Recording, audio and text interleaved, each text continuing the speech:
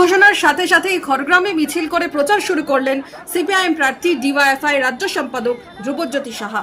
সোমবার 16 মার্চ বামফ্রন্টের প্রথম দফার প্রার্থী তালিকা প্রকাশ করলেন বামফ্রন্ট চেয়ারম্যান বিমান বসু। মুর্শিদাবাদ জেলায় 22 বিধানসভা আসনের মধ্যে 9 আসনে প্রার্থী তালিকা প্রকাশ করল বামেরা। খড়গ্রামে প্রার্থী করা হয়েছে ধ্রুবজ্যোতি সাহাকে।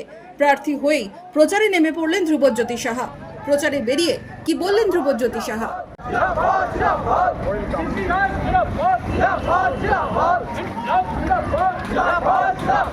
1977 সাল থেকে 2011 সাল পর্যন্ত কমরেড দীনবন্ধু মাঝি, কমরেড বিশ্বনাথ মণ্ডল, কমরেড মানবেন্দ্রনাথ সাহা তিনজন বামফ্রন্টের বিধায়ক ছিল।